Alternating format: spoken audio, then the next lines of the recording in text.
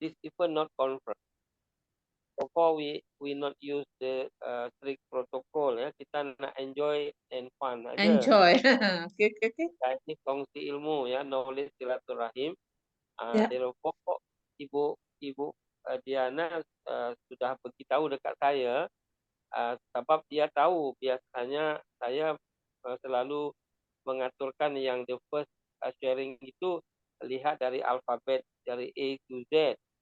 Diana mau early tapi dia kata saya nak bagi senior dulu awal ya, Prof Madya, Dr. Mazuri yang sharing first. Second. Okay, I will to inform you only 5 itinerary or agenda. The first welcoming speech from me as the ACO of ASEAN Electoral Communities. And then the second, there is a short video about ALC. Karena Puan Okay. masih pertama, supaya lihat apa itu ALC, apa benda satu itu. Kemudian dalamannya nanti ada board of trustee dari Indonesia, Malaysia, Singapura, Thailand, dan lain-lain. Kalau Ibu Diana sudah pernah lihat. Kemudian the third, kita terus pergi ke sharing session. Therefore, Puan Prof. Madya Dr. Mazuri Abdul Ghani is the first speaker and Ibu Wow, okay. Pak Diana Fajarwati, sarjana teknik dan sains itu akan nomor 2. Dan kita nanti nomor 4-nya kita pergi question answer. Jadi the participant can use chat box or send to direct my direct email, no problem. And then the last tadi closing remark. Jadi macam tu saja, every speaker sharing 30-35 minutes. And after the first speaker and after the question answer, there is the refreshing song by video for enjoy first. Jadi kita ni kalaupun nak minum kopi dulu, nak minum tea pun boleh saja sebab ini bukan conference nak Boleh. duduk tak bergerak. Adalah kita ni enjoy saja. Okay, therefore let we start right now with the once more. Thank you very much, Puan. Kita panggil Puan je lah. Puan Diana Boleh. Fajarwati, STMSM, Esa Unggul University famous lecturer and the director of Digital Campus, Esa Unggul, and Prof. Madya Dr. Mazuri Abdul Ghani, Dean Faculty of Business, University Sultan Zainal Abidin Terengganu, Malaysia. Thank you very much for your available time. And then the participant, thank you for you doing right now. Tanpa membuang masa, kita akan pergi terus kepada the second agenda because Puan Mazuri belum pernah tahu apa itu ALC. Ada short video. We can to look video right now. Indah Gumi Abdul Ghani, time is your Puan. Okay, okay. Terima kasih. Saya boleh share Boleh guna, screen tak? ya, doa. Okay, Boleh. first of all, untuk pengetahuan Dr. Reza, saya ada sediakan satu slide lah. Satu slide untuk sebab this is my first time. So I just prepare a slide of my presentation di mana saya akan bercakap berkenaan dengan digital marketing, Prof. Yeah, you are the Okay. no, you can do your thing. Okay, I will share. I will try to share the screen. Okay, share. Okay, very clear, very clear. Boleh nampak? Sebab kalau Very saya guna clear. Zoom ni dia macam bila dia keluar saya punya slide, saya tak berapa nampak dia punya platform ke. So sekarang Very clear. okay tak? Very clear, Prof. And Very nice. clear. Okay, alhamdulillah, alhamdulillah. So I will proceed lah. Ya, Okay. Tapi dia macam sedikit macam dalam kelas sedikit lah. Tapi I try to make it informal. memang kita ini semacam dalam kelas, cuman dalam digital. Jadi kita memang relax saja, kongsi ilmu. Relax saja. Okay, okay. I will speak because I don't have so many slides. Just maybe after my speech, you can give to all the students. Maybe for the the reference in the future. Okay, before that, Assalamualaikum warahmatullahi wabarakatuh dan selamat petang kepada semua sahabat-sahabat. Terima kasih Dr. Syahrul Reza, Ibu Diana, Pak Imam Santoso, siapa lagi yang ada dalam ni. Terima kasih banyak-banyak kerana mengundang saya. Dan kepada semua pelajar-pelajar yang kemungkinan akan tengok ataupun mendengar video saya ni. Terima kasih banyak-banyak. Okay, first of all, this is an international lectures. To my knowledge, sudah episod 313, Doktor? Ya, ya. Wow, Right. so many. So pada Ya. 313 tu barulah saya muncul dan baru tahu. So I'm a bit delay or late. Okay. InsyaAllah. So my name is Associate Professor Dr. Mazuri Abdul Ghani. Actually, kepakaran saya ni sebenarnya bukanlah digital marketing sangat, but saya punya kedoktoran, masa saya buat thesis tu saya buat online banking, something like online lah. Tetapi saya menjurus kepada marketing. Marketing. Okay, jadi without further delay, I'm very fortunate and happy to become one of the speaker in International Lecture Share Series by Asian Lecturer Community for today. So I just prepared this to share with all of you. Maksudnya sharing ni berdasarkan kepada knowledge saya yang tidak seberapa, apa yang saya ada, dan I cuba untuk kembangkan kepada semua pelajar-pelajar dan juga sahabat-sahabat yang ada di dalam ni. So I will talk more about the digital marketing. But I know that Pak Syahrul, Ibu Diana, you lebih terror ataupun lebih expert compared to me. But this is just the sharing, and I will share again more from you all.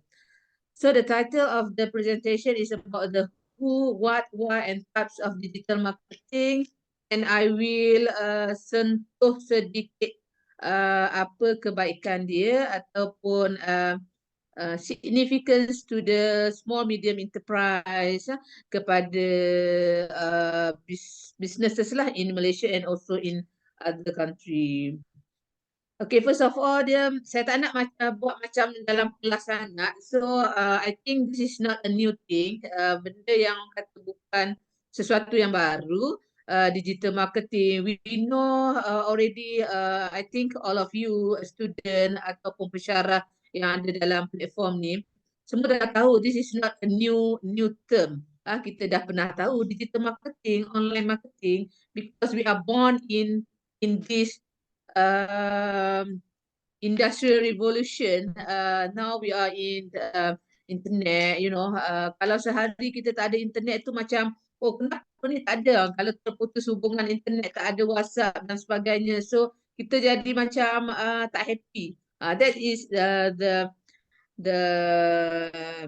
life that we are living in now. We are connecting with the internet. So first of all, we focus on the digital marketing. Sebenarnya dia luas. Digital marketing is so wide. So wide.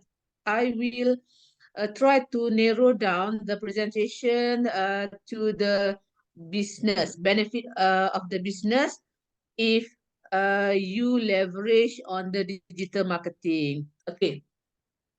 First of all, apa maksud digital marketing? Some students or person say, adakah sama digital marketing dengan online marketing? Dia perkataan lain, tapi adakah dia sama?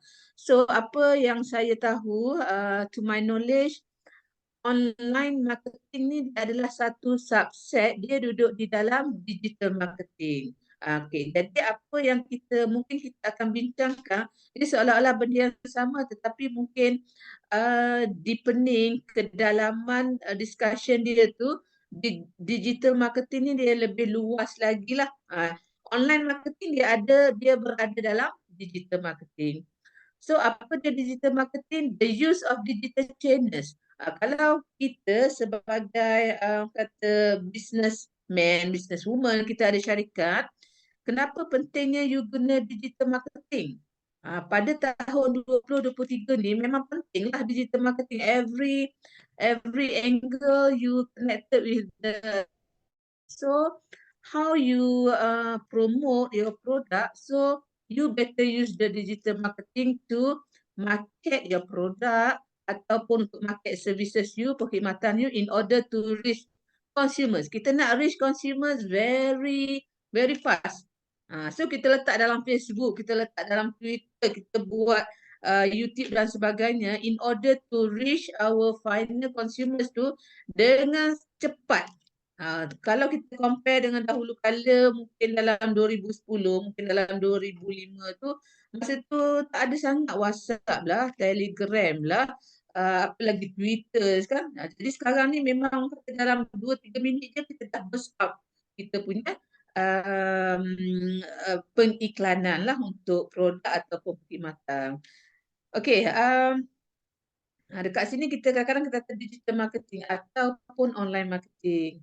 So, digital marketing ni dia involve some of the same principles, tetapi dia diconsider sebagai new way, sesuatu benda yang baru lah kepada company untuk kita sampai kepada consumers and we will understand their behavior, kelakuan pengguna, kelakuan pengguna. So kita nak guna apa? Okay, digital technologies. You can use your company website. Kita ada company, kita ada syarikat, sama ada syarikat tu kecil ke, syarikat tu besar ke. Kita perlu ada website supaya kita boleh beritahu dekat semua orang yang kita jual barang ni.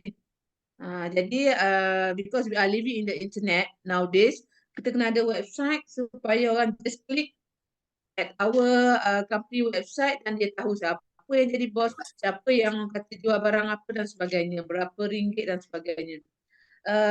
Apa lagi? Kita boleh guna mobile apps, kita boleh guna social media, Facebook, Twitter, Instagram, LinkedIn dan sebagainya, and also we can make a partnership with other digital companies. Okay, so you bayangkan kita ni adalah seorang orang bisnes lah. Kita ada syarikat. So kita nak tahu apa pentingnya digital marketing to your organization, to your company. So why digital marketing is so important for your business? Okay, cuma saya dah buat satu orang kata slide. So I will talk more about the kata key points only. Everything you can read it here. Okay, why digital marketing is very important? Boleh tak kalau saya tak nak buat digital marketing? Boleh je, tapi mungkin nampaklah apa you punya periklanan orang tak tahu sangat, orang tak boleh trace your website kan. So we are living in this kind of technology. So you better take the opportunity lah untuk compete each other. So saya kadang-kadang fokus juga kepada Malaysia lah dalam perbincangan saya. So why digital marketing is so important, especially for the small medium enterprise ataupun company-company di Malaysia ataupun di Indonesia ataupun in other parts of world.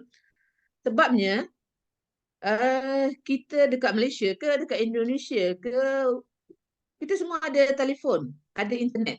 So we have a high internet and smartphone. Everybody, anak kita yang sekolah pun darjah 3 ke ataupun yang 9 tahun ke 10 tahun ke dah ada satu orang kata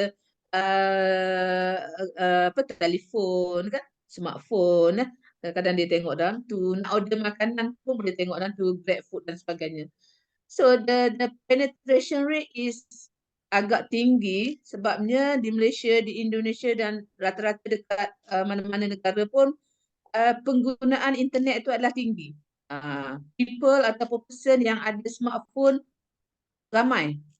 Jadi sekarang ni memang kata you sebagai usahawan ke ada company, you kena take the opportunity lah untuk orang kata engage dalam digital marketing, boleh je you kata tak nak lah guna digital marketing, nak buat macam traditional, but you mungkin ketinggalan lah, ketinggalan.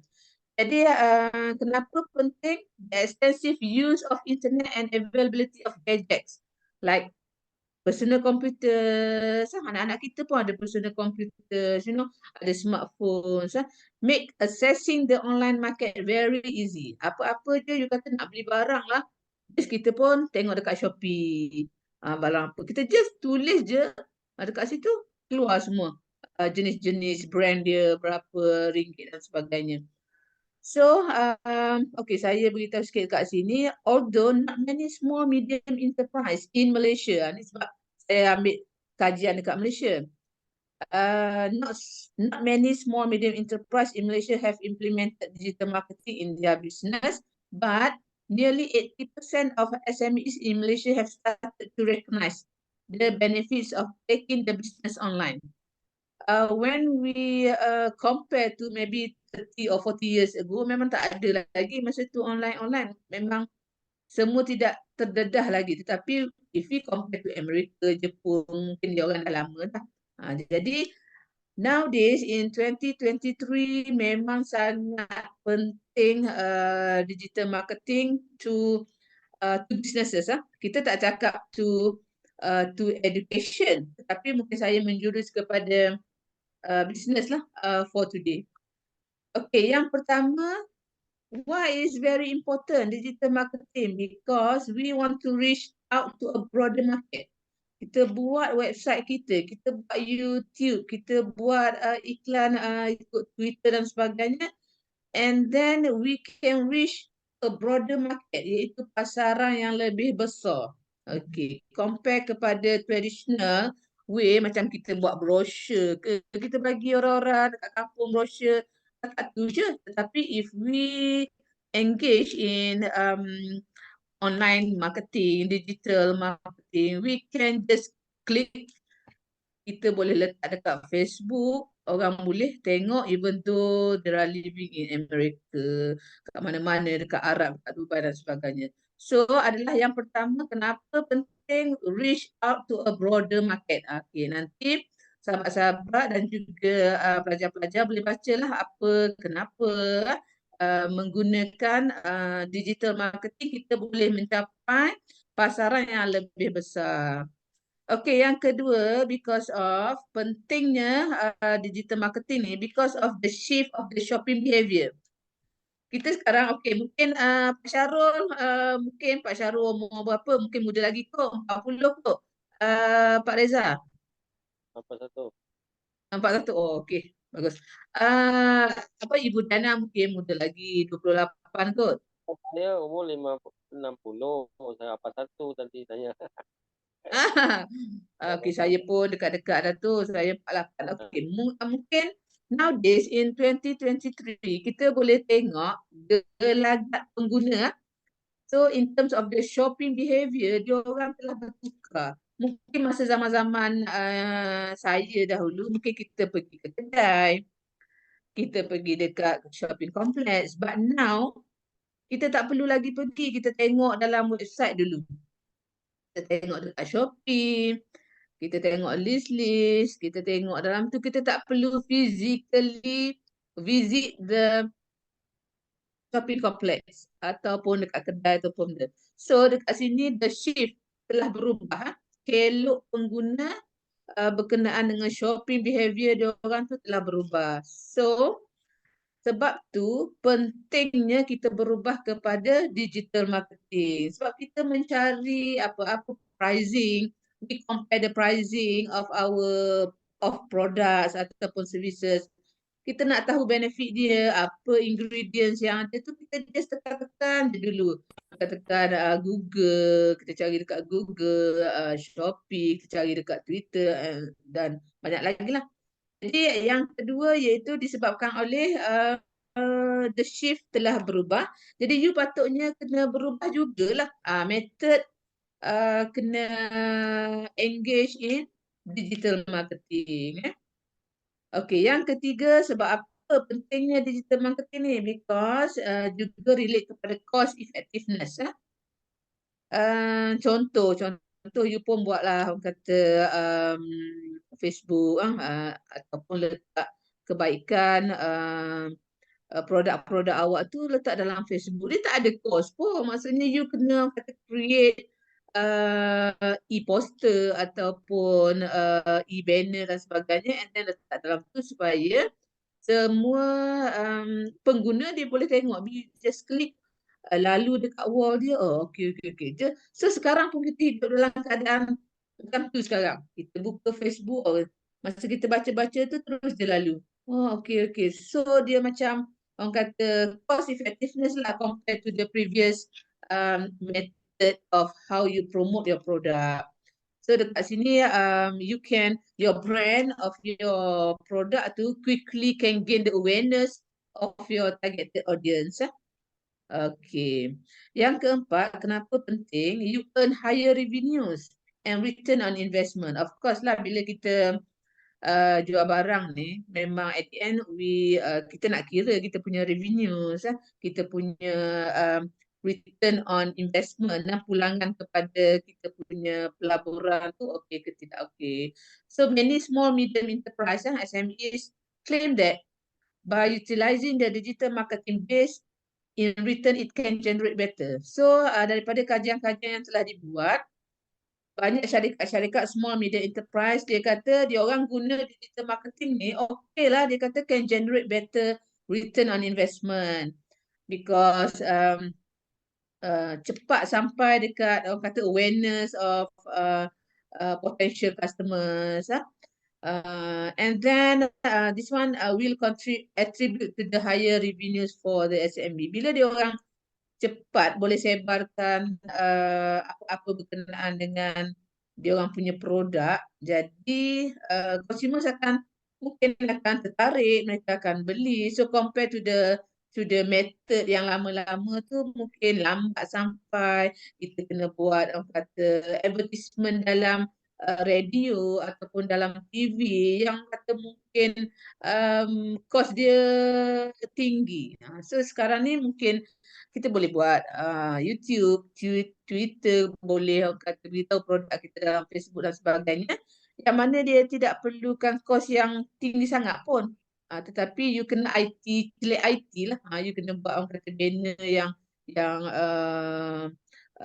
boleh letak dalam Facebook, yang boleh bila orang baca tu dia tertarik kepada produk ataupun brand of your company products. Okay, saya beralih kepada digital marketing. Ini sebenarnya dia banyak, dia very wide lah.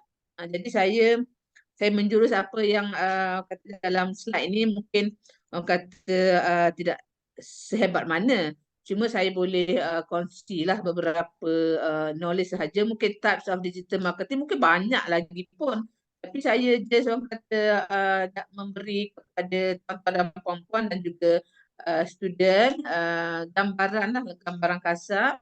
Kalau kita ada company and then kita kata okay, kita nak pakai ni digital marketing tu. So digital marketing ni macam mana mungkin tak tahu.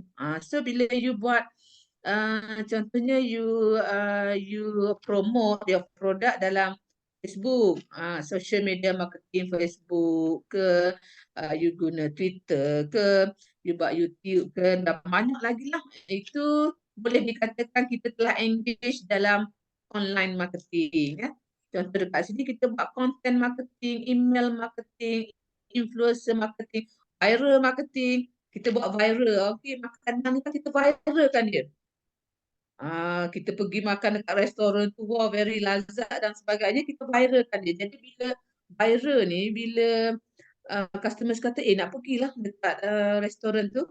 So viral marketing, mobile marketing, radio, NTV, advertisement tu macam dah secara lama dah sebenarnya. Electronic billboards kan dia kan kita nampak kan dekat-dekat kata bila kita keluar nak balik from universiti nak balik rumah kita tengok billboards kan kat tepi-tepi jalan. Sebenarnya dia mahal tu. Mahal tu nak buat billboards tu. Tapi bila kita belajar marketing, memang benda tu from traditional.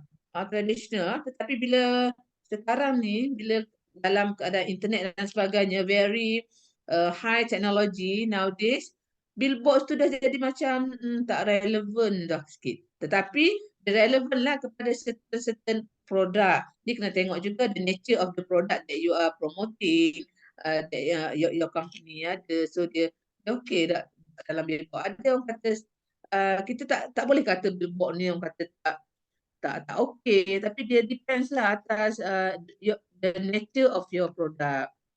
Okay, search engine optimization kan kita buka Google kan. Cuba kalau kita buka Google search, kita kata okey, kita nak cari apa Kita nak cari produk untuk apa? Kita pun just tulis je. Bila tulis tu kita tengok banyaklah keluar. Itu adalah salah satu daripada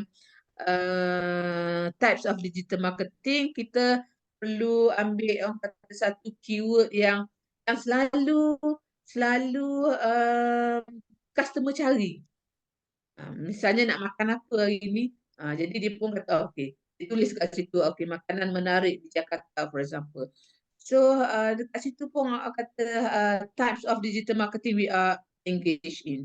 Okey, pay per click. Okey, ni saya ada buatlah untuk orang kata tuan-tuan dan puan-puan selepas inilah kalau orang kata saya tak perlu cakap satu-satu tapi saya just bagi gist lah.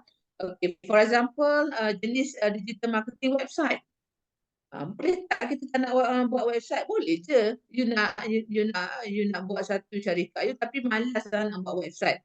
Tetapi orang tak kenal lah syarikat awak tu.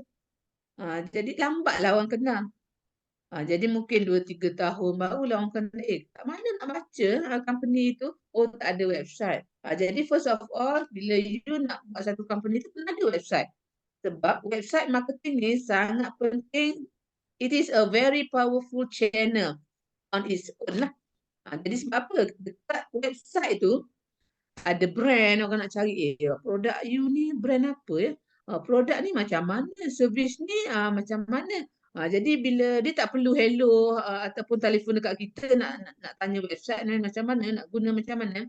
Tetapi if you have your own kata good website marketing, consumers we click at your website dan dia macam berkomunikasi dengan you all lah.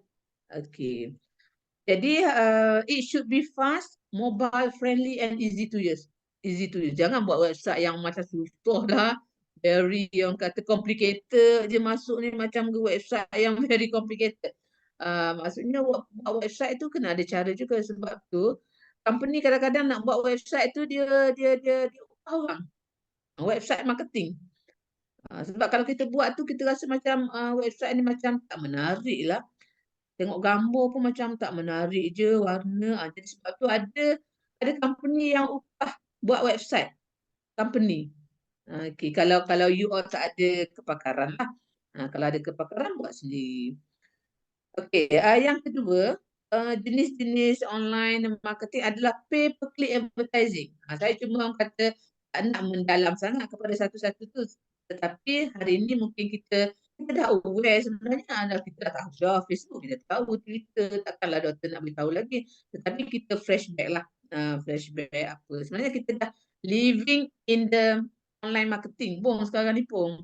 Kita sebagai consumers lah selalu je kita nak cari barang, kita guna internet dan sebagainya. Okay, pay per click advertising ni dia macam kita reach kita punya consumers ataupun market dengan menggunakan digital platform yang dibayar through paid advertisement. So kat sini marketers can set up PPC campaigns on Google, LinkedIn, Twitter, Pinterest, Facebook yang berbayar lah and show the advertisement to people searching for terms related to the product. Ada orang cari produk apa? Handbag misalnya, produk berkenaan dengan berkayak misalnya, berenang misalnya. Jadi dia akan keluar terus produk-produk yang kita cari tu. Sebab if you can remember tuan-tuan dan puan-puan kalau kita guna Facebook sekarang ni. Contohnya kita macam Pak Reza, kalau Pak Reza nak cari apa? Baju renang misalnya. Pak Reza pun tulis dekat situ baju renang. Tiba-tiba petang karang ataupun esok dekat Facebook punya Pak Reza tu, terus dia datang. Macam mana dia tahu tu? Kita kata, macam mana ni dia tahu aku nak beli baju ni? Maksudnya dia dah baca tau. So, these campaigns can segment users. You boleh guna pay-per-click advertising ni sebab kita boleh terus segmentizekan kita punya pengguna. Siapa nak guna ni? Kita punya produk ni adalah untuk perenang misalnya. Kita jual baju-baju renang ni, of course lah kepada orang yang nak berenang. Jadi kita dah orang kata segmentizekan kita punya karakteristik, demographic karakteristik lah, by gender, by age dan sebagainya. Okey, yang ketiga adalah kita menggunakan types of online digital content marketing. Pemasaran yang ada isi ya. Content marketing ni macam mana? Dia menggunakan social media juga, guna Facebook, boleh guna pay-per-click. Tetapi kita buat content marketing ni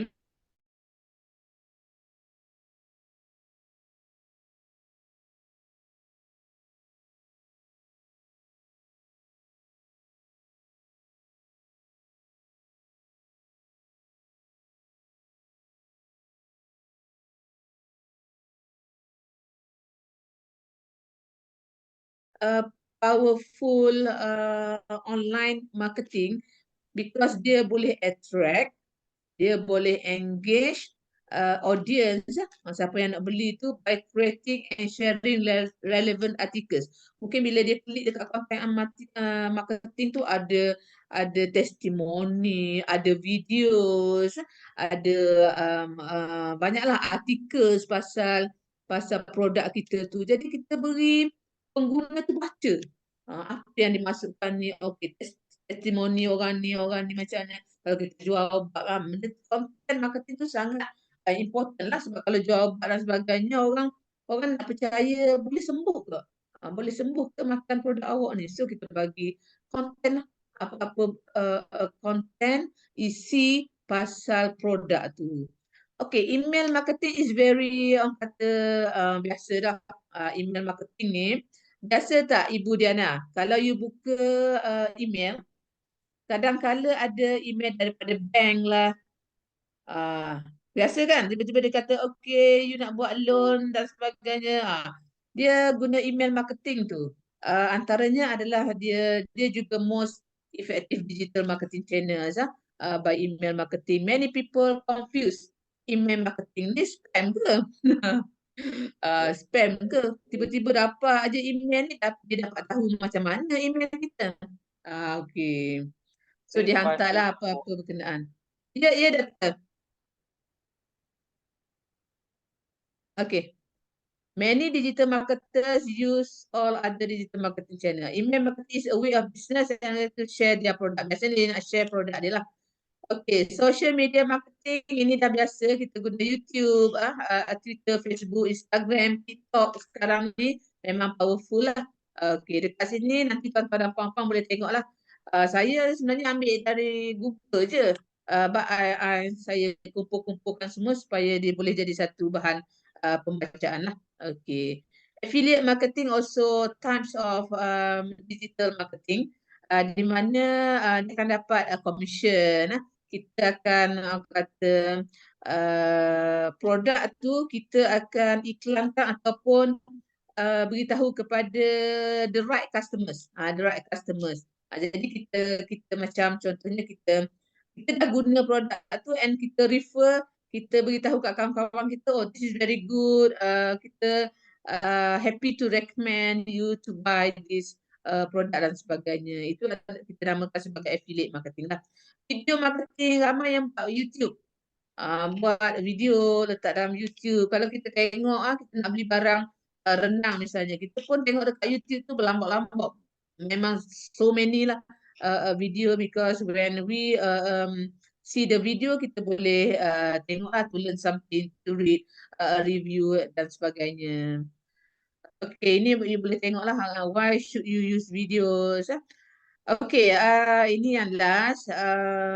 How digital marketing help to grow your business. Kalau hari ni siapa yang lihat ni, oh saya tak nak lah pakai digital marketing, there is something wrong with you, because we are living in the technology right now.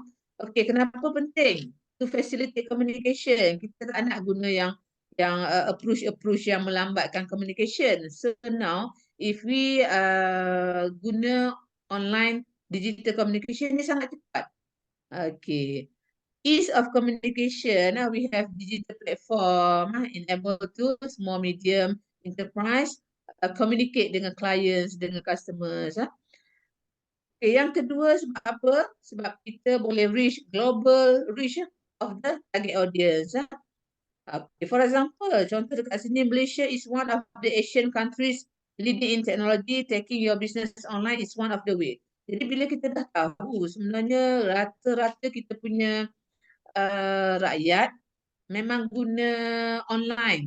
Jadi why not we use the online or digital marketing to promote our product also, because we can reach more and more market.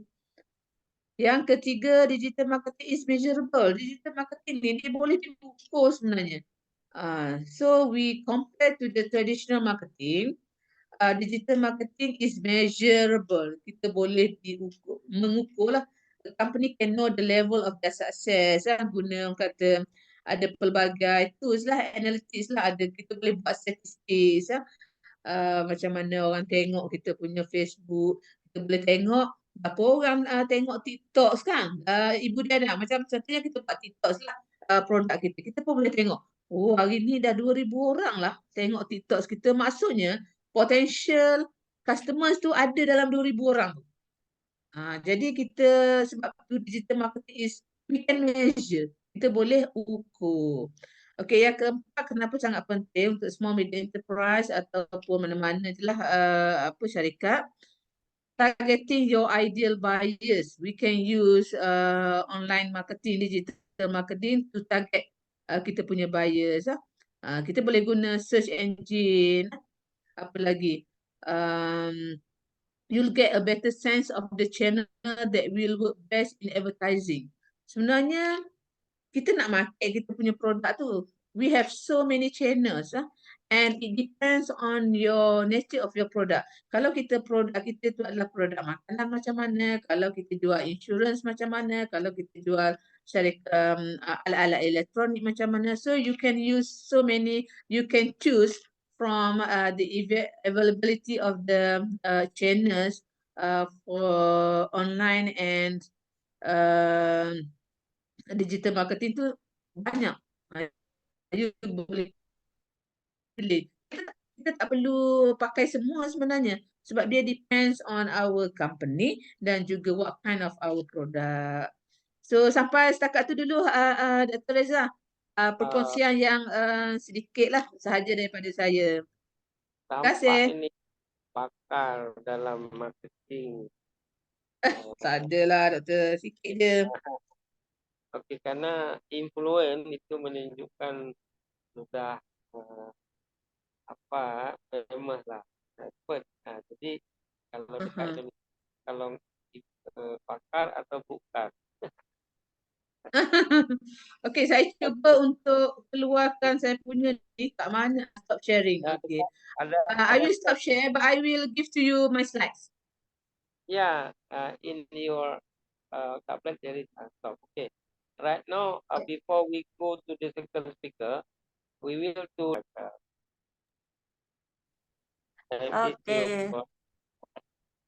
Thank you, Prof. And thank you for the song, the opening song. And yes, I think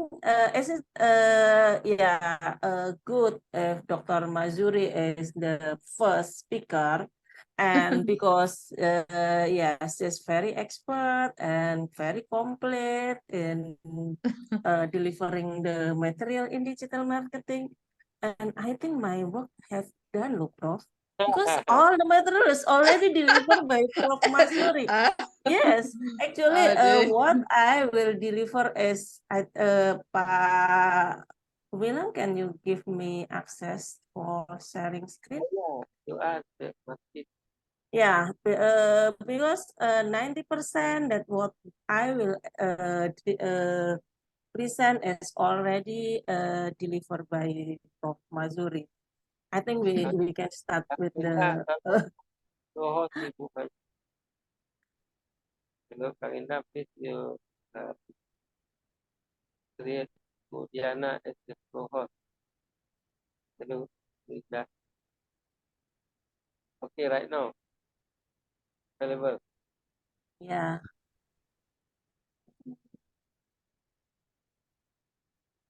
I think Yeah, interesting. because I think as the 19% what I will present is already delivered by Prof. Mazuri, and we can start with the Based your question as and answer. the director of digital. No. I'm not the director of digital marketing. And in Ensemble, we have like a unit to that responsible for the digital marketing. And the unit is, I think it's the same unit with siapa? Your daughter, Prof. Hmm. Ya itu di unit situ gitu. That handle the whole of the digital marketing activity for all the unit in Saung. Yes, what we will deliver is actually if we talk about the digital marketing is how we use the digital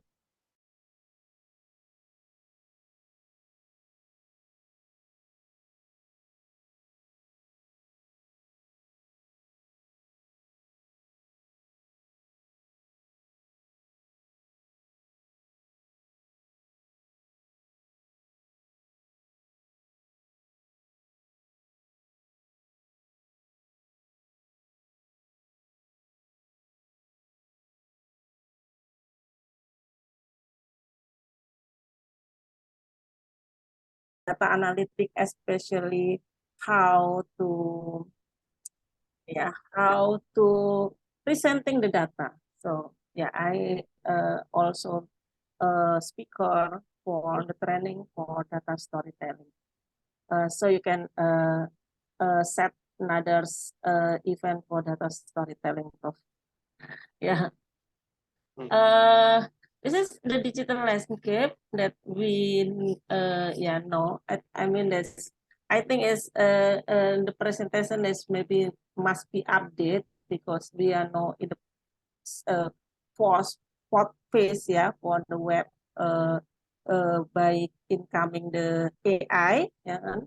The first is about the portal, everything is on the web, and then search engine, and then the social media came in 2012 ya, dan setelah itu growth very rapidly, and now we are entering the fourth phase in the digitalization is with the coming of artificial intelligence and Internet of Things.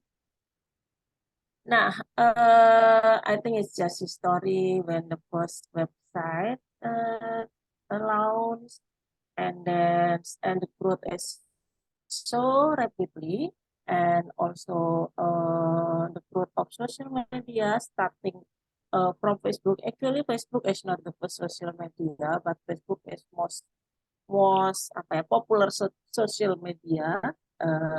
And after this, is many new coming and challenging. Instagram and no Instagram, both Instagram, Facebook, and YouTube is the same group ya, and very ini ya merasa terancam gitu ya, very threatening with the incoming of TikTok because TikTok is so big ya, TikTok especially in Indonesia. Prof. Masuri, I want to know how about TikTok users in the Malaysia. In Indonesia, as everyone is TikTok, ya because Dekat Malaysia pun sama Ibu. Memang TikTok ni number one yes, untuk mempromosikan produk.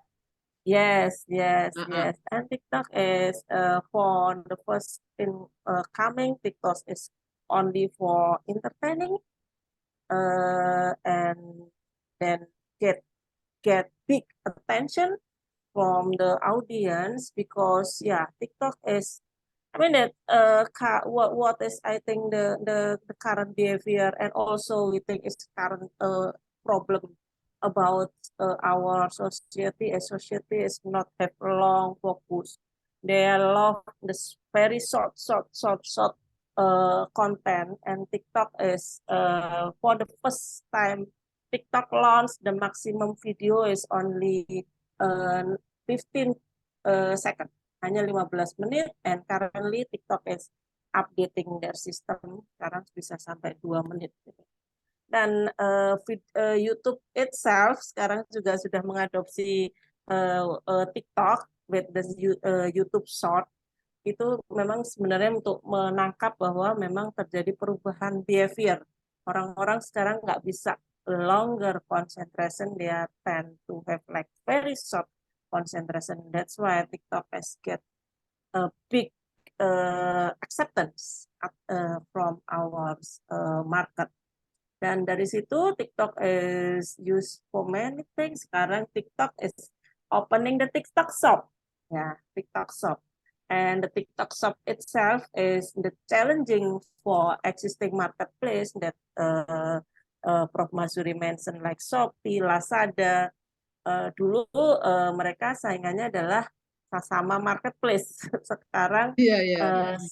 saingannya dari Shopee and Lazada is social media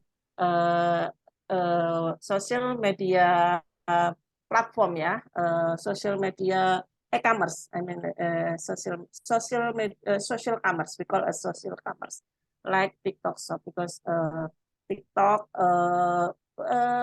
yes, actually live, yeah.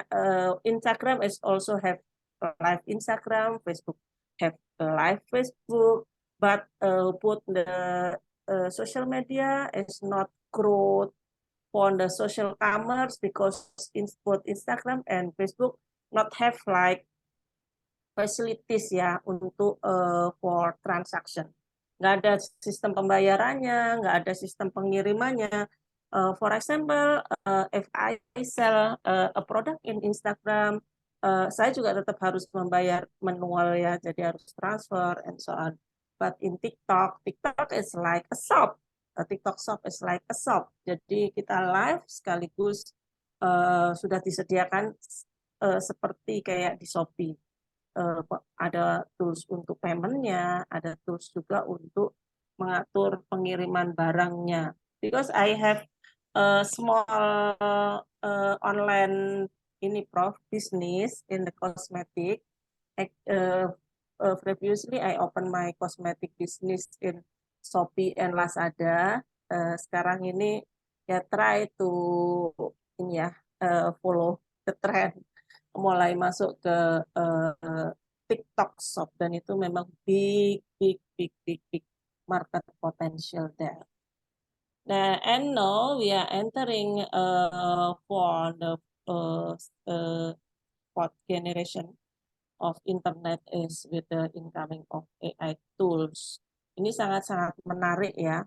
Kita dulu selalu berpikir bahwa apa sih pekerjaan yang bisa digantikan oleh AI, oleh robot, oleh internet, gitu, ya. Mikirnya adalah pekerjaan yang kreatif itu paling tidak bisa digantikan.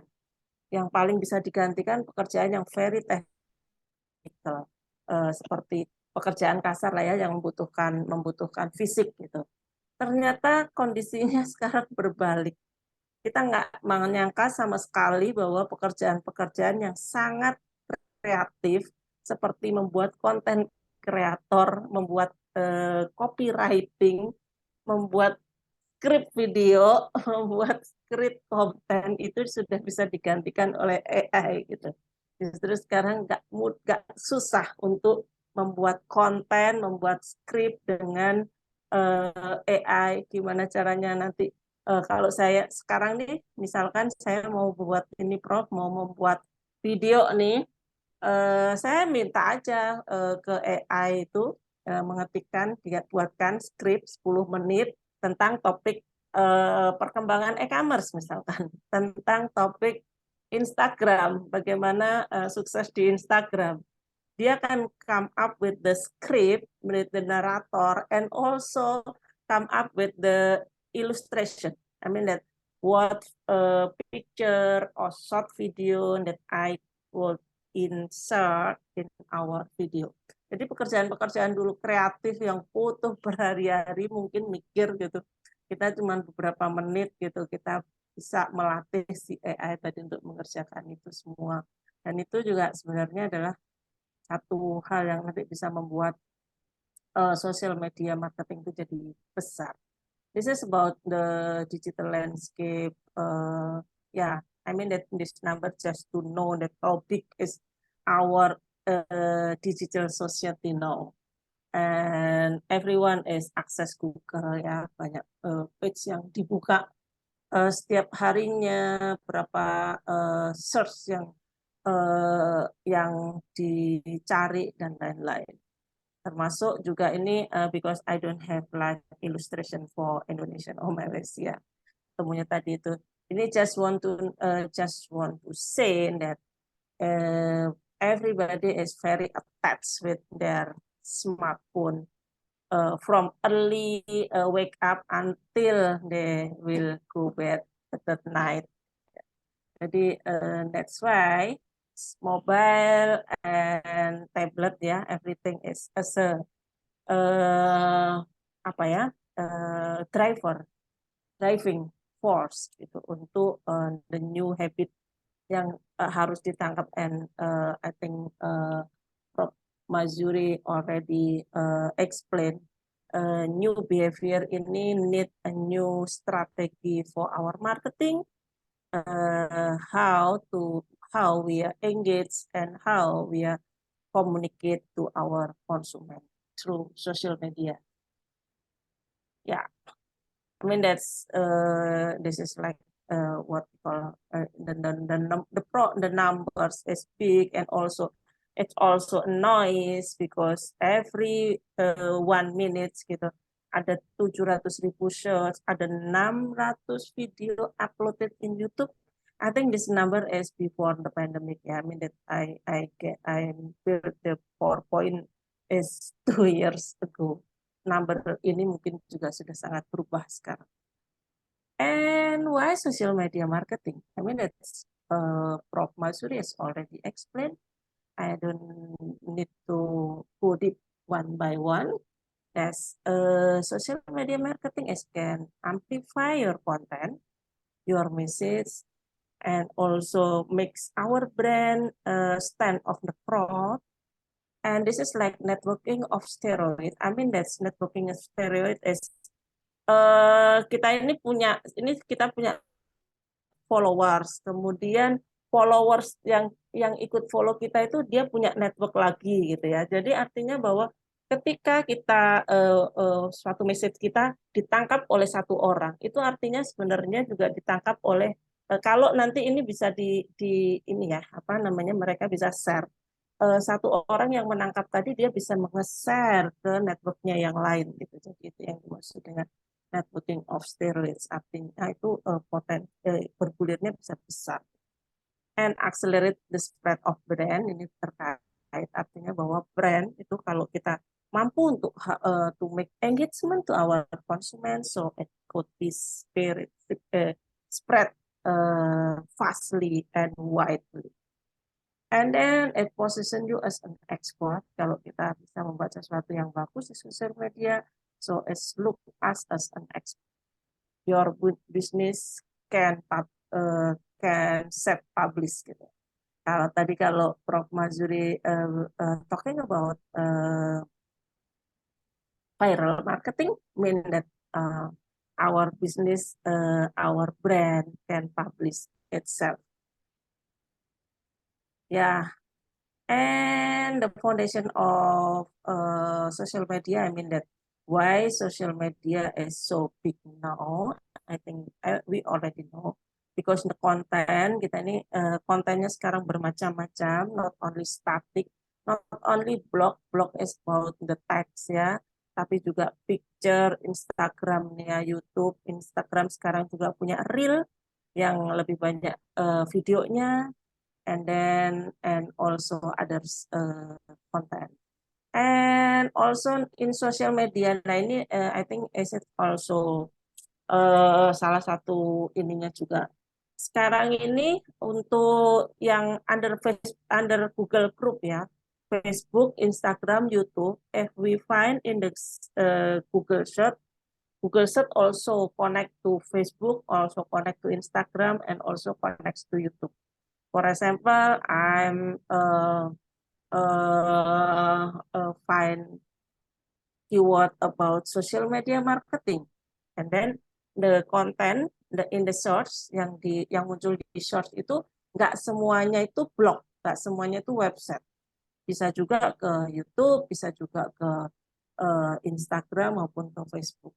Jadi ini juga salah satu, karena mereka TikTok ini ya musuhnya mereka semuanya, pasti TikTok nggak akan muncul. Pasti kalau kita mencari sesuatu, Twitter juga nggak akan muncul di Google Search karena itu tidak terkoneksi dengan Google Search. Dan semua yang bisa di-search itu juga bisa dioptimalisasi gitu. Berita, gimana kita mengoptimalisasi berita, image, video, website, real time, blog, lokal. Jadi kan kita bisa namanya local source gitu. Itu semua bisa dioptimalisasi ya dengan SEO, SEM, Google Analytics itu untuk membuat semua search kita itu ada di topnya Google. And why is so big social media? Because the numbers of tool itself that's always growing up. Sekarang ini kita TikTok, kita nggak tahu nanti everything is move faster. 2-3 tahun lagi pasti akan ada sesuatu challengers yang baru yang bisa menggeser semua ini landscape dari sosial media yang sekarang ada di sini. Dan kita ini bisa dari satu site itu bisa dipublish di many platform. For example, if I have one content and I can publish in my YouTube, and my Facebook, and my Instagram, slide share. Jadi our video currently we can all Professor always make YouTube ya Prof, and then you also can publish in Twitter, in slide share, blogs, and so on. Sebaliknya dalam satu ini media itu juga punya banyak sekali konten. If ALC have like blog, itu juga bisa dimasukkan banyak konten, baik kontennya itu bisa berupa video, white paper, webinar like this we can also taruh live-nya di our blog, e-book, article, and so on. I think about this is like our last year, but how we create our social media marketing is Prof. Masuri already explore this part. Mungkin pendekatannya aja agak berbeda gitu ya. One of the first is we must have a clear vision. Jadi ini pentingnya kita punya brand vision yang clear gitu. And then of course if we will build in social media, we need a commitment from management. Karena gini ya, kalau social media we have two type, this is organic and paid gitu ya. Dulu mungkin kalau we have like organic media itu masih jalan gitu. Tapi sekarang susah lah untuk bisnis hanya mengandalkan organic traffic. We must have like a paid traffic. Harus ada sesuatu yang berbayar. Ada sesuatu sponsor whatever gitu ya, paid media ya. Yang harus diinvestasi. That's why we need like commitment from management. And then we have clear how are our target market, and we can describe the prospect and the personas of our customer. And yes, of course, we need to create and prioritize our goal. What is our goal? Is it for creating awareness? Is it for induce the trying? Or we can retain our customer or engage our customer? And because each goal have different strategy. For example, for creating awareness. So for creating awareness is more ini ya, kalau untuk paid-nya ya, gimana kita melakukan ke banyak ini ke banyak platform yang tujuannya adalah cuma dilihat aja. But if we want to convert our trialist to they will purchase to our brand, of course we will specialize targeting our trialist, and then we know what our trialist is, apa ya, profilnya dan apa yang disukain gitu. Jadi creating and prioritize goal is very important. And then we develop tactics to achieve the goal. Ya tadi ya. Jadi kalau kita udah tahu goalnya, is it create awareness or trialist or creating retention, so we can have different tactics to achieve the goal. And also, it's related also with the resource allocated to achieve the goals. How many investment that we need, and then what kind content that we build, and then what kind tools that we need to achieve our goal. And we make a plan and create content. Sekarang udah banyak ya. Jadi misalkan kalau dia in the digital campus have our own social media, and our team have like calendar, 1 month monthly calendar, what is the content that will be built every day ya, because we targeted our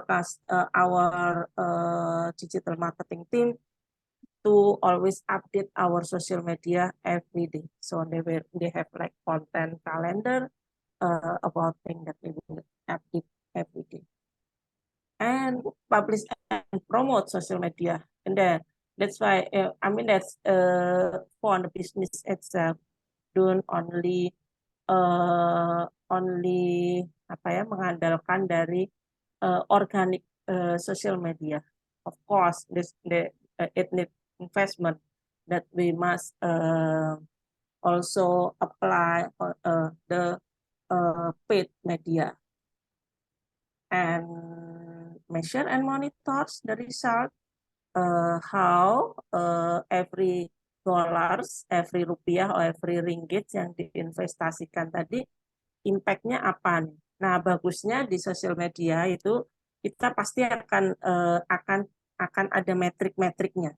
Kalau kita iklan di Facebook, pasti kita akan dapetin metrik juga. Ini sudah nge-reach berapa orang yang ngeklik, berapa orang, kalau email marketing berapa orang yang ngeklik, berapa buka, berapa yang bounce, berapa yang nggak tersampaikan. Kita bisa memonitor, kemudian kita juga bisa melakukan perbaikan dari situ. And then ya, kalau setelah monitor, we can modify, we can revise, and we can repeat lagi strategi kita. I think that's all. This is like the social media that sekarang populer, especially in Indonesia ya. And I don't know, I think it's the same. Sorry, this is not TikTok there ya. Memang sebenarnya TikTok itu agak dimusuhin gitu ya di sosial media, bisa mencari akunnya di sosial media. Sebenarnya yang lain itu adalah saya ngomongin tentang how to build Facebook dan lain-lain. Saya pikir nanti kita ini untuk didiskusikan lagi. I think that's all, Pak Sahrul and Prof. Masuri. Thank you. Okay, very interesting.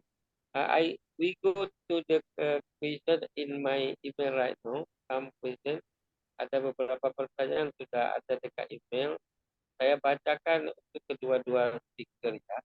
Yang pertama untuk Puan Dr. Mansuri. Boleh copy my tone ya, Prof. Madia. Iya, boleh. Ini tapi kamera belum nampak lagi. Ini dari Farhan. Dia bertanya begini, sebelumnya dia kata very interesting sharing from Madhya Mazuri, I get new knowledge from your presentation. Oke, ini Farhan, dia kata ini, era kini tak dapat dielakkan untuk menggunakan digital dalam aktiviti marketing. Okey. Sebenarnya apa key success factor keberhasilan dalam digital marketing? Dia tanya itu. Jadi apa sebenarnya key success factor keberhasilan dalam menggunakan digital marketing? Itu Farhan bertanya. Kemudian ini dari Imam Santoso, tapi dia minta izin tadi sudah ada kelas, nanti boleh dikasih rekordernya. Dalam digital marketing, kita kenali social media marketing. Apakah social media marketing lebih baik untuk B2B atau untuk B2C? Business to business maksudnya, atau business to business. Apakah setiap company mesti punya social media marketing? Itu pertanyaannya untuk Puan Mazura. Nanti kalau Ibu Diana mau menambahkan pun boleh. Prof, itu kameranya belum online. Oke, ini pertanyaan untuk Ibu Diana. Di dalam Zoom ini pun kita ada teman dekan juga di Fakulti Bisnis University Tulung Agung, Ibu Sri Pratiwi. Jadi nanti beliau kalau mau komen pun boleh. Saya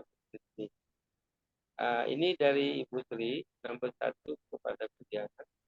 Sebagaimana kita ketahui, media digital telah memberi manfaat di antaranya untuk meningkatkan kenyamanan beraktivitas, mengurangi ketergantungan dan kendala lokasi, memungkinkan komunikasi jauh lebih cepat. Namun, di sisi lain, transformasi mindset tentang pendidikan berbasis digital masih belum terlalu tumbuh masif di masyarakat Indonesia. Bagaimana tren dan challenges-nya dalam pengalaman Ibu Diana selama ini? Pertanyaan nomor 1. Nomor 2 nih dari Dimas. Dia tanya, sistem blended learning saat ini sudah mulai banyak digunakan oleh kampus-kampus pasca COVID. Juga pola hybrid ke depan. Apakah memang full digital education lebih baik untuk digunakan dan lebih menguntungkan untuk mahasiswa? Itu pertanyaannya masing-masing 2. Puan Mazuri, silakan menjawab lebih dahulu dalam waktu 45 minit untuk 2 question tadi. Okey. Puan, kalau nak buka kamera boleh? Okey. Oh, lupa pula. Okey. Sila. Okey, bismillah.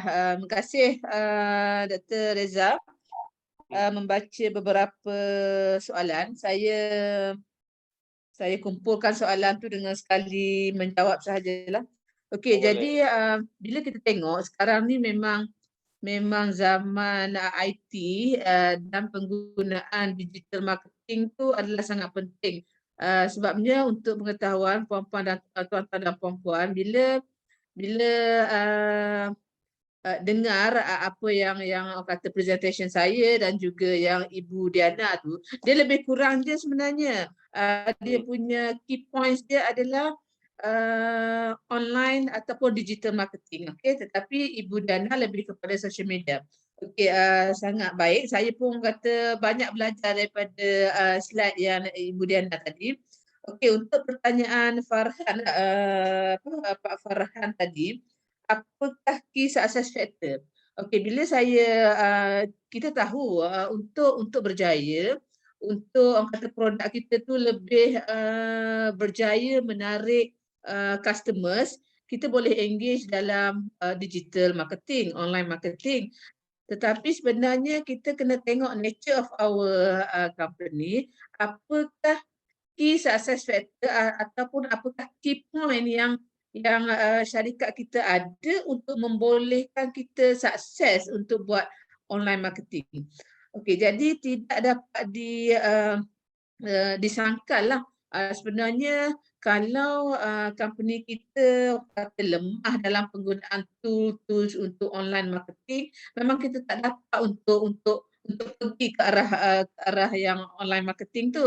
Jadi dekat sini saya boleh simpulkan bahawa key success factors untuk sesebuah company untuk berjaya. Dia berjaya sebab kadang-kadang kita tahu guna online marketing tu sangat penting, sangat okey, sangat menarik untuk tarik minat customers.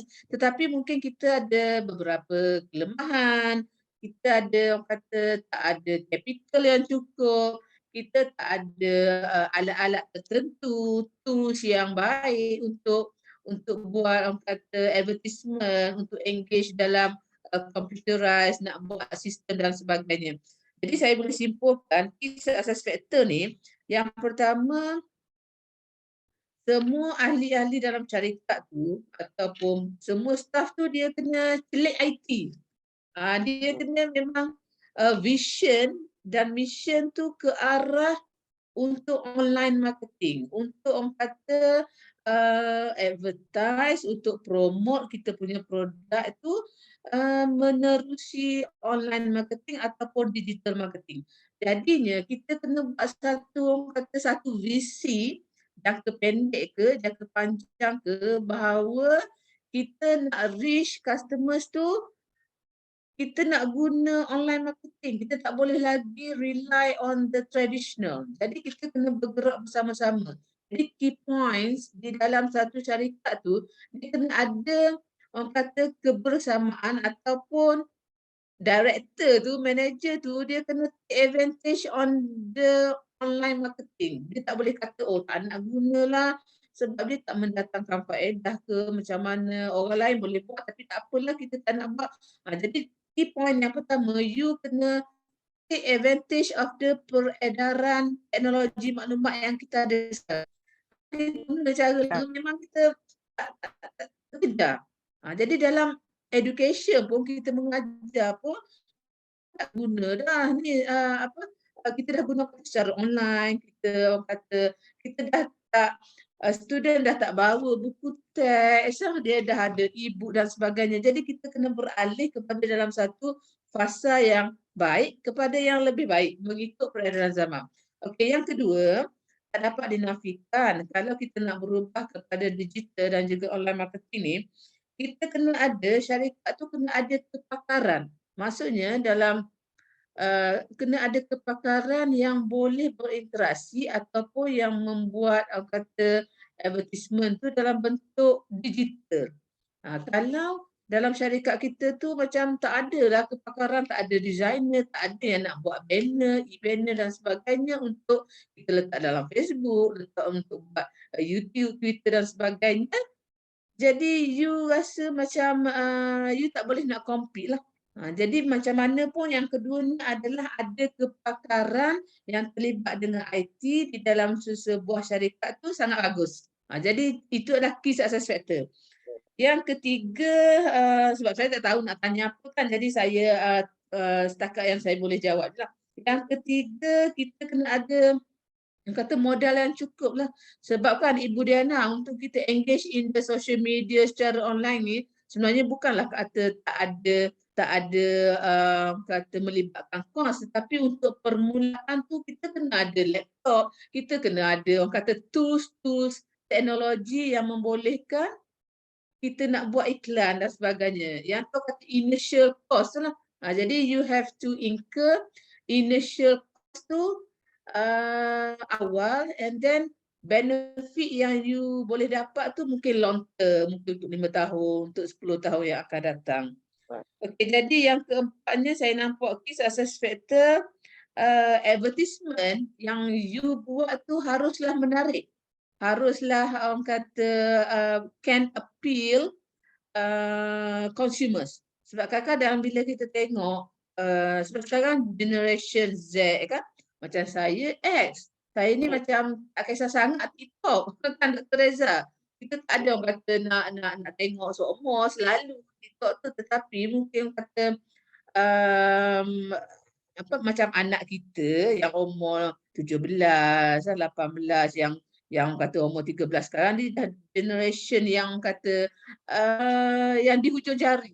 Jadi apa-apa yang kita buat tu iklan kepada produk ataupun perkhidmatan kita tu haruslah menarik, bukan hamba dia menarik itu dari segi orang kata color dan sebagainya. Tadi saya dengar Ibu Diana kata TikTok tu sangat menarik sebab dia berapa minit Ibu? Berapa dia 15 detik lama. pertama, sekarang bisa sampai 2 menit sih. Dia tak lama sebabnya sekarang ni generasi Z dia tak nak tengok lama-lama dah. Dia hilang apa dia punya tumpuan bila lama. Dia lebih pada 2 minit je. Lepas tu dia tekan yang lain pula, dia tekan yang iklan lain pula. Jadi haruslah key success factor untuk berjaya tu iaitu advertisement tu haruslah menarik. Itu. Wallahu alam. Terima kasih Doktor. So very smart answer. Okay, next Ibu Diana to answer the question. Okay, thank you Pak Sarul. I would like Bu Sri Sutris nih, Bu Dekan nanti ini langsung bicara langsung ya Bu Dekan untuk pertanyaan pertamanya supaya saya juga lebih clear. Tadi maksudnya apakah di digital marketing atau di digital education gitu. Nah, I'm starting to answer the second question. Dari siapa Prof? Tadi Prof? Yang untuk sistem blended learning? Dimas. Mas Dimas. Okay, thank you Mas Dimas for very good question. Saya sering ditanya banget pertanyaan, suka banget menjawab pertanyaan model ini. Yes, gitu ya. Semenjak kita melakukan pandemi ya, setelah itu memang dan bahkan sebenarnya sebelum pandemi itu sudah banyak universitas tuh yang melakukan blended learning, online dan offline gitu. Nah, ketika kita mengajukan dan sekarang ini boleh dibilang kemarin ya, waktu pandemi kan semuanya full online ya, 4 semester, 2 tahun itu full online. Banyak juga akhirnya sekarang universitas itu yang kebablasan juga melakukan full online. Sampai saat ini kita tahu lah praktek ada di banyak sekali universitas swasta yang melakukan seperti itu. Sehingga waktu saya ditanya, emang masih relevan ya mengajukan izin PJJ? Kalau di Indonesia namanya PJJ, pembelajaran jarak jauh, Prof. Masuri, in English we call as distance learning ya. So the government, yes, the government we must, if we open the distance learning, we must have like a kind of permit from the government, and the requirement is so hard. Susah banget untuk dapetin permit itu, and need a why we call a big investment, because our Indonesian government not have yet the benchmark how the distance learning itu akan seperti apa gitu ya. Jadi kita disamakan sistemnya seperti Indonesia, Prof. Suril Open University. I think this is the biggest distance learning in the world. Mahasiswanya UT sekarang tuh 600.000 gitu. Bayangkan, yang aktif ya. The active student is 600.000 ya. Mungkin mahasiswa yang terdaftar itu bisa sampai 2 juta gitu, karena banyak yang nggak aktif ya. Itu yang saya baca sampai 2 juta. Tapi yang aktif setiap semesternya aktif saat ini itu 600.000. I think is huge. Nggak ada deh mungkin universitas di dunia yang punya mahasiswa sampai 600.000 seperti di UT gitu. Karena UT itu punya pemerintah, and UT itu build for inclusivity ya, untuk menyebarkan akses kepada seluruh masyarakat Indonesia. Nah, karena kita disamakan dengan UT, kalau Bapak Ibu tahu, UT itu harus punya namanya Pusat Bantuan Belajar Jarak Jauh. We usually menggunakan istilahnya adalah learning center gitu. Artinya kayak kita punya bangunan di beberapa daerah gitu. Dan itu pun diatur. Harus 500 meter persegi, harus punya fasilitas A, B, C, D gitu.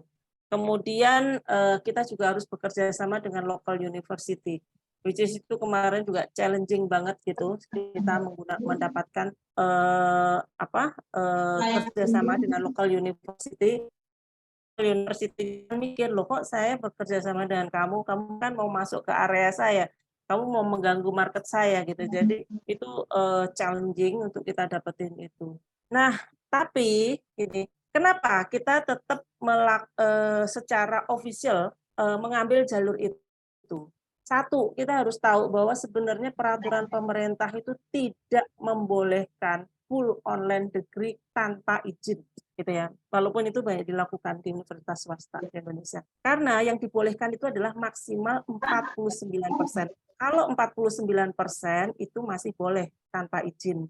Jadi semua universitas, semua prodi allow to deliver the online or blended itu with the online ability maksimal 49%. Kalau sudah 50% atau lebih itu namanya sudah harus masuk ke PJJ tadi, itu harus izin. Itu alasan saya yang pertama. Nah, alasan kedua sebenarnya adalah this is like new business model ya in our campus. Juga kalau kita bicara tentang ini ya revenue stream-nya kan, kalau kita juga bicara offeringnya ini juga new model offering untuk pasar di Indonesia.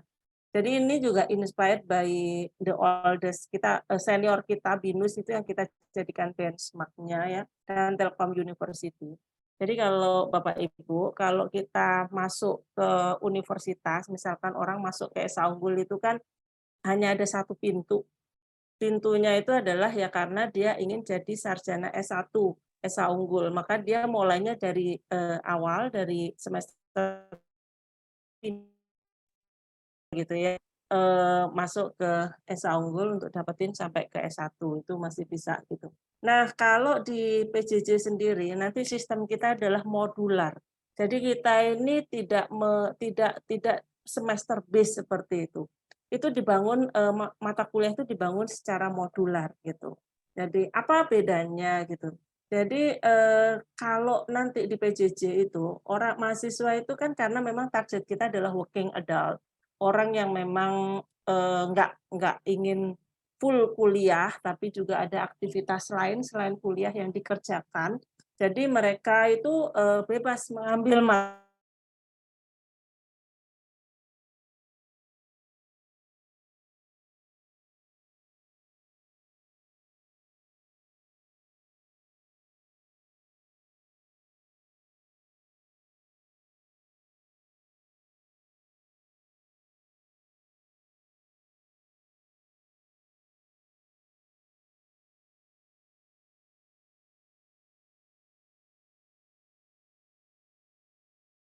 14 semester ya, 7 tahun gitu. Jadi itu bedanya. Jadi dan karena itu dibuat modular, nanti kita akan punya specialization.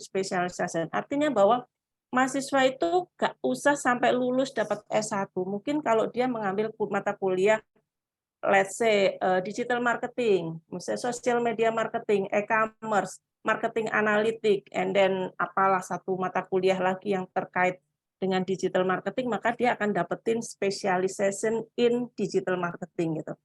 Kalau dia ngambil tentang startup bisnis, tentang perencanaan bisnis plan, tentang whatever, dia akan dapetin specialization in kewirausahaan. Kalau dia udah menyelesaikan mata kuliah dasar, dia akan dapetin general management specialization gitu. Jadi dapetin sertifikat in specialization, nanti ada tesnya untuk mendapatkan sertifikat spesialisasi itu.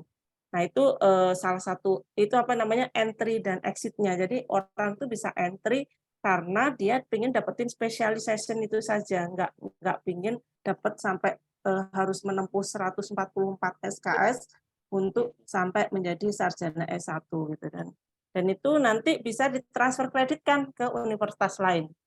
Gitu. Jadi orang ngambil beberapa mata kuliah. Kan ini sebenarnya juga udah terjadi sekarang ya.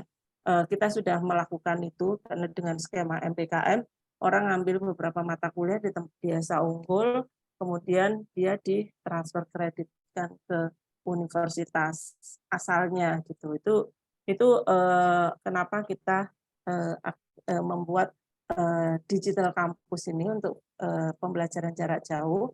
Dan tadi sih supaya kita juga lebih fleksibel untuk masuk ke pasarnya. Jadi kita nggak cuman tadi ya kalau walaupun kita blended tapi kan karena harus ada datang ke kampus, berarti kan aksesnya juga cuma di Jakarta. Kalau kita udah full online, aksesnya bisa seluruh Indonesia karena full online biaya operasionalnya itu drop jauh, nggak perlu gedung, nggak perlu apa segala macam, otomatis juga kita bisa menawarkan dengan biaya yang jauh lebih murah dibandingkan dengan biaya face to face. Sebagai gambaran di BINUS itu biayanya itu hanya 64% daripada biaya dari kalau kita mengambil kelas face to face-nya gitu. Jadi itu penurunannya cukup cukup cukup banyak gitu ya. BINUS nggak semurah UT gitu ya, cuman penurunannya memang cukup banyak. Oke. Kalau Bu itu sebenarnya ya. Kita coba undang Ibu Dr. Rizmi dari Universitas Tulung Agung. Mungkin nanti kita nanya ke Bu Diana atau mungkin satu saat Fakultas Ekonomi Universitas Tulung Agung silaturahmi ke Jakarta, Bu, dan Oh boleh dengan senang hati. Ibu Rizmi boleh available untuk bicara nggak, Bu? Apa di dalam ruangan lain atau macam-mana? Kalau bisa nanti Ibu bisa talk direct ya. Tapi tadi yang Ibu Diana jawab sudah mewakili soal mindset ini kan kemudian pemerintah mendorong distance learning ya lebih masif karena bagaimanapun dulu kan teknologi belum tersedia, sekarang sudah. Ini Ibu Rizmi barusan WA, saya mendengar aja dulu ya karena lagi ada suara lain di sekitar saya katanya gitu. Oke, no problem. Thank you Bu Diana. Nanti saya akan berikan numbernya kepada Ibu kalau beliau mau diskusi ya untuk mengundang dan sebagainya atau mendatangi. Karena Tulung Agung ini Bu menarik sebab dia